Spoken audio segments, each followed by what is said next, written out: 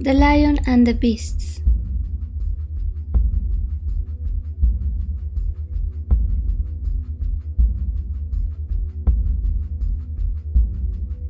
A number of beasts in a beautiful valley were being attacked by a lion. The lion would ambush them and carry them away, so that their pasturing was impossible, and all of them were disturbed. So they made a plan and went to the lion and said, "We'll arrange to feed you all that you need on a fixed measure, if you agree not to feed on us beyond the allowance. This way our grazing will not be bitter." The lion answered that he agreed, provided they did not cheat him, as had others he had met. "I'm exhausted by the fraud of men, bitten by the snakes and scorpions of men, but still worse, bitten by the man of flesh within me. I have understood that the believer is never bitten a second time, and I have adopted this into my heart and soul." So the beast said, "In caution lies no power against the divine. In caution lies further suffering and sadness. Put your trust in God alone, much better. Don't stand against destiny, you fierce and furious creature, for destiny may pick a fight with you. Die in the face of God, and no fight will be made against you." But the lion reasserted his belief in strength and acquisition, telling the beast that if it was good to trust in God, it must also be good to trust in the means, for the prophet has said he should trust in God, but bind the knee of the camel. And that the worker was also beloved by God, because neglecting the ways and methods of getting results was also going against God's word. But the beast answered that work to acquire in the mouth of the beast was a deceit as big as the throat that swallowed it, and that there was no better work as the work of trusting and surrendering. Those who run from pain fall into pain again, and those who escape from the snake meet only the dragon. For work is a man-made trap that drains life's blood with what he thought to be its heart. The door was locked with the enemy still in the house. There are too many defects in human foresight, so better trust only in the greatest friend. Better balance with the sight of God, where you will find your desires. So long as the child has no strength, he rides on his father's neck. Once he becomes busy with the world, he finds only sadness. He who gives rain from heaven gives also bread. But the lion answered that God also set a ladder before his servants, so that step by step they could climb toward the roof. So being a fatalist is only to indulge in foolish hope. You have feet, why pretend to be lame? You have hands, why hide the fingers? When God gave a spade to his servant, there was no need of explanation. The hand and the spade have implicit use. Isn't that clear enough? If we take the hand and spade to heart, we'd better devote ourselves to their use. He will give you hints to help you understand and remove the burden of responsibility, but still provide the spirit of life for you to undertake. If you carry his burden, he will allow you in heaven. If you accept his commands, he will favor you. By taking on these things, you become God's spokesman and find union with him. Free will is a way of thanking him for his gift, but fatalism, it simply is denial. Be thankful and you increase your power to act freely. Give up your power and fall into the arms of existence, and your power is gone. Do you lie asleep in the road? Better not sleep in the road until you see the threshold of heaven. Don't sleep, fatalist, except beneath the fruit-laden tree. There alone will the wind shake the fruit to the ground, showering the sleeper with food for the journey. Sleep as a fatalist, and you call the robber. The late bird catches no worm. Make your own judgments about his signs, and you are truly strong. Consider them with too much care, and you are weak. Put your trust in God for your own individuality, sow your own seed, and then rely upon him. But the beast disagreed with the lion. How come all those millions who strive through exertion never reach their goal? Since the beginning of time, generations have had so much desire that the world has changed beyond recognition. And all along, destiny has been maintained alone, with nothing owing to human efforts. Acts of your own are left behind. Acts of God come through alone. Work is nothing but a name. Endeavor is but a vain fancy. But the lion kept talking, exhausting them. Consider the prophets and true believers, the efforts they made for good. The blessed ones are always blessed. Their efforts entrap the holy bird. Even the deficient are efficient. And so he went on and on. If destiny didn't give you endeavor, what did? Why bandage an unbroken head? Just try hard work for a day or two. You'll benefit forever. But work hard to renounce the world, not to gain from it. It's not good digging a hole in your prison and then remaining in the cell. Dig a hole in the prison and let yourself out. And on. Soak the boat and the boat won't float. Stopper the jar and watch it from afar. Watch it rise on a storm of any size. Wind filled its heart, forever depart. And the lion went on with that lion-like energy, and some of the beasts began to give up their efforts to argue with him, becoming convinced that he might be right. The fox, the deer, the hare, and the jackal gave way to the disputation and moved to the side of the lion, ensuring his gain in the bargain. The daily ration must be his without pain. The lamb to the slaughter should run. But when it came to the time of the hare to give up his life, his tone of agreement became less resolved. "How long should we put up with this injustice?" he cried. And the rest of the beasts became angry at the hare. "We've sacrificed our lives all this time with honor and loyalty. You give us a bad name, rebellious hare. The lion will be mad. Go quickly." And the hare replied, "Friends, grant me a chance to avoid this, and that way you can escape from the calamity yourselves, and by your cunning you'll save your own lives and your children's lives forever." In this way the hare argued with the rest of the beasts. All prophets have called in this way, "Come to me and be delivered from evil." Each prophet can see from heaven the way of escape, though in truth his pupils contract as he looks, for the black of the eye will reduce, and his heavenly sight grow small. The beast didn't like this talk to begin with. They counseled the hare in favor of not measuring himself against greater beings. "Don't get above yourself, hare. Stay here or be unfair." And the hare replied that God had given him inspiration. "I am weak, but wise counsel came to me." And he proceeded to argue with them as the lion had done. God gave the beast the power of sweetness. Did he give this to the lion or wild ass? God gave the silkworm the power to fit the weave. Did he give this to the elephant? God gave Adam the power to reach up to heaven, and so broke the fame of the angels, confusing all those who knew.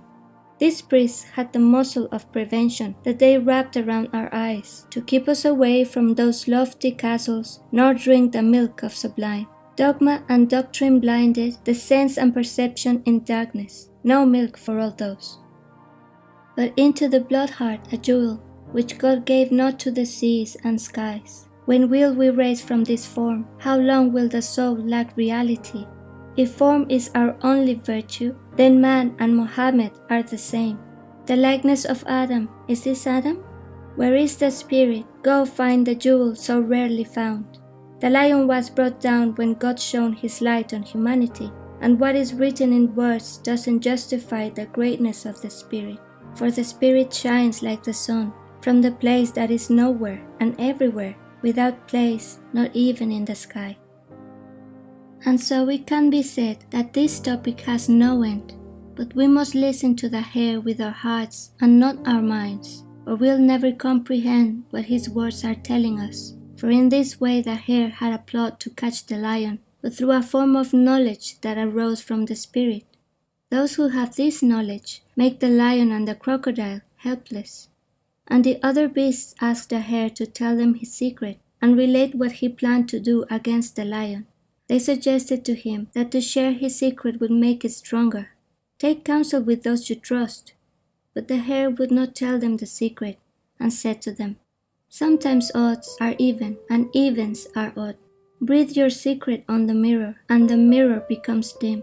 Never tell when you leave. Never tell of your wealth. Never tell of your beliefs. There are those waiting to know of these things, that they might take advantage of you. And if you tell a few, goodbye to the riddle, for 2 can keep a secret, while 3 tell the world. So the hare deliberately delayed a while before going to the lion, and then eventually went to this great beast who tears flesh, and because he was so late, the lion was clawing at the ground in furious roaring. I knew, said the lion, those vile beasts would deceive me. Their palaver has duped me. How long will this last? I'm a foolish prince going nowhere. The smooth road is full of pitfalls, and their word is meaningless. I'm blind from listening, wounded by a wooden sword. I'll not listen more to these demon words, but tear them to pieces, for they have nothing but skin, a skin like specious words and ripples on still stagnant water. And the lion ranted once again, furiously roaring that the reasoning was entirely superficial and lacking any spirit, like a bad kernel that hides some secret that would make only for disappointment. But the hare had thoroughly rehearsed his plan to dupe the lion. He planned to whisper only small hints of what he intended and make the lion crazy with reasoning, all the time delaying his arrival to stand square before the lion. Think how many words are in business with reason. In this sweet ocean, our forms are moving fast, like cups on the surface of water. Until they are full, we will float like bowls on the sea, but then they overflow and sink within the ocean. Reason is hidden, only vague things are shown. Our form is but a spray of that sea, to be cast away by the depths. So long as the heart is blinded to the giver, unable to see the bow that sends the arrow, so the horse that sits beneath him is hidden, even though it blows like the wind on the road. O rapid rider in search of your horse, come home to yourself. The lion had watched the hare coming along the road, looking angry and fearless, for the hare knew that if he came humbly, the lion would be suspicious. Coming boldly would dispel all appearance of doubt. Once the hare reached the entrance to the lion's den, he heard the lion shout, "Hey, villain! I who have torn oxen limb from limb. I who have vanquished the ferocious elephant. How does a half-witted hare dare to disregard me? Give up your unconscious fearlessness and listen to my roar." "Mercy," the hare cried. "I have an excuse if your lordship would give me a helping hand." "What excuse?" replied the lion. "You short-sighted fool, is it right you come so late into my presence?" And the lion began to rant at the hare, that his head should be cut off and that the excuses of fools were not his concern. The fool's excuse is worse than his crime. Excuses through ignorance poison wisdom. What as-eared fool do you take me for?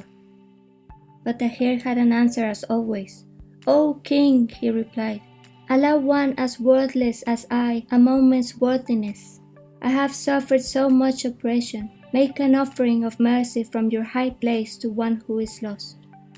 The ocean gives water to every stream, lays its gifts upon all garbage, and by this bounty never reduces." But the lion was not taken in by this. "I will give you bounty where bounty is due. I'll cut the cloth according to the stature." "Listen," cried the hare.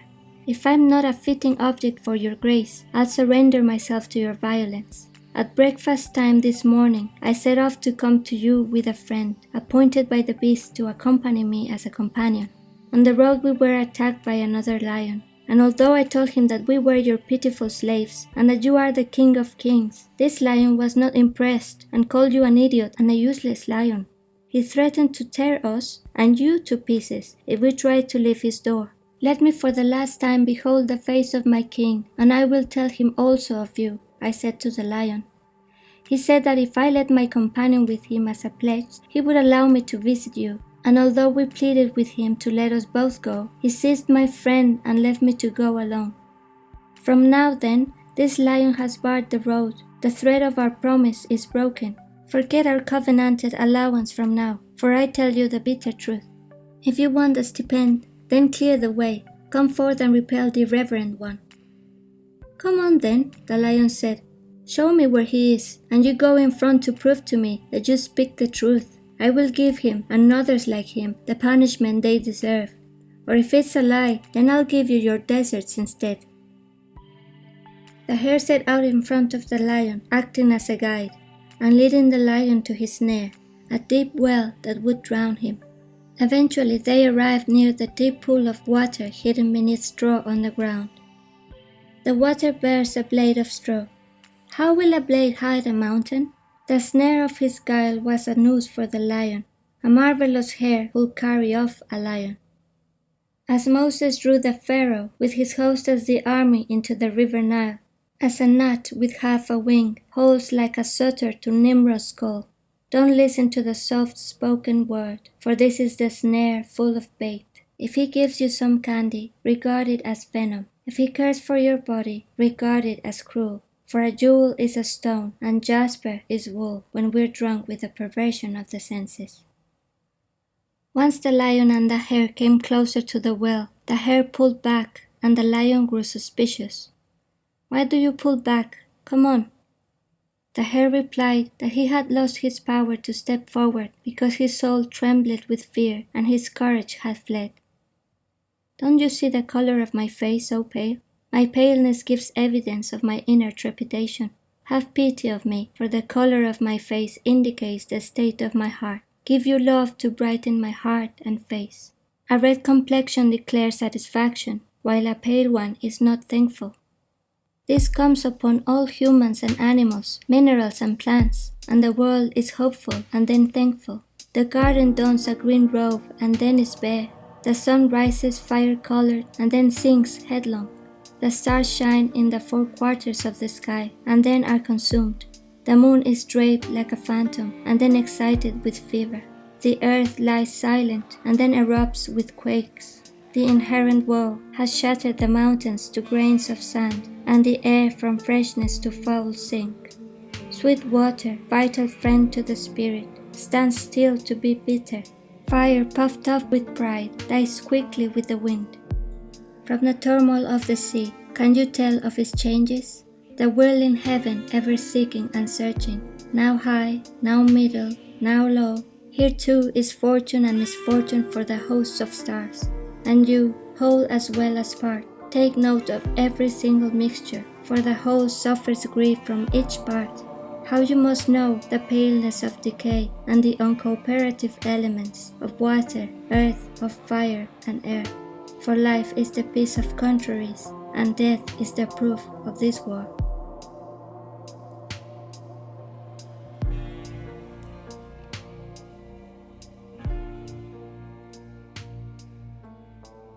And the hare continued to tell the lion of his proof, that God had given enmity to the lion and the hare, because they were so much opposites, and since the world is so sick and a prisoner of these contrasts, it was no wonder that the hare was almost passing out. "I have lagged behind," said the hare, "because of these bonds upon me."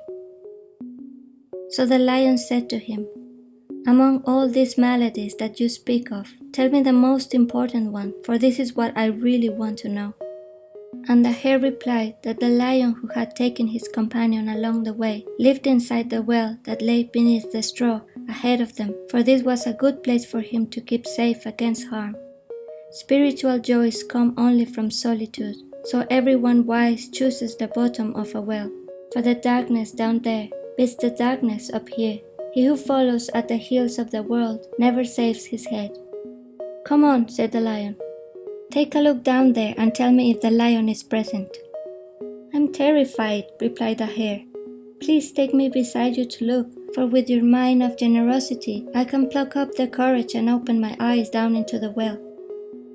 So the lion and the hare bounded toward the well, and as soon as they looked down into the water, the lion saw his own reflection and that of the plump hare beside him, the light sending the image back to the lion. There lay his adversary in the well, so the lion left the hare and leaped into the well, his iniquity coming back on his head.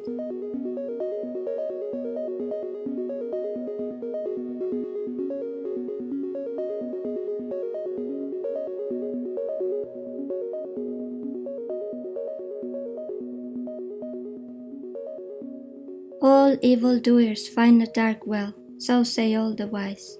The worse the iniquity, the more frightful the well. Worse for worse, penalty for sin. Whoever is evil will build his own trap. Don't weave like the silkworm a cocoon for yourself. You're digging a well, so dig not too deep. The lion saw himself through the dust of his fury, and could not have known who he was except enemy of himself. As many iniquities seen in the world are the truth of none else but yourself. You see what is evil, you strike what is bad, you watch a reflection, you beat your own head. Don't run away from yourself, holding up the blue grass to a blue world, unless you are blind. What you can see of the blueness comes from you. The true believer sees only by the light of God, and thereby finds the plain truth, the right color. See by the fire of God the truth of good and evil. Throw water on the fire, that your fire becomes light. Throw, O God, your purifying water, that the world fire become holy light. All water and fires under your command, and fire makes sweet water, or water makes fire. These gifts are completed without effort, everything sought without search. So the hare was very happy at being delivered from the lion and ran toward the other beasts through the desert. Having seen the lion killed in the well, he bounced with joy, skipping through the meadows and clapping his hands because he had escaped the jaws of death. Bough and leaf were set free from the earth, lifting their heads to the wind. Blown high on the trees and burst from the bough, the flourish of life gave thanks to its God, and the clay of the earth gave birth to the root, which danced in the air of divine clear light, flawless the light of the moon. Shame on the lion befooled by a hare, such a disgrace at the bottom of a well. Your how and why have been your death knell. The lion catcher ran to the beasts crying, "Be happy everyone, the bearer of great news is coming. Great news, glad news, merry makers. The hellhound has gone back to hell. The teeth of our enemy have been torn out by the Creator. The one who tore heads with his claws has been swept away by the broom of death like a piece of rubbish." All the beasts assembled, laughing and happy in a rapture of excitement. They formed a ring around the hare and bowed in homage to him like a candle in the center, wanting to know the whole story of how he conceived his idea and how he executed it, so they could keep it for the future as a great legend. The hare related how all of what he had done was not really his doing, but an act of the divine, for a hare such as he could not have achieved anything so glorious. If you give up the world for the brief time of life, you'll dip your mouth in the drink of paradise. But remember all those who've slain the outside, there remains the enemy within. The death of your foe, like the lion by the hare, is not the work of great reason. For hell is a dragon not slain by an ocean, for it drinks up the seas and still blazes.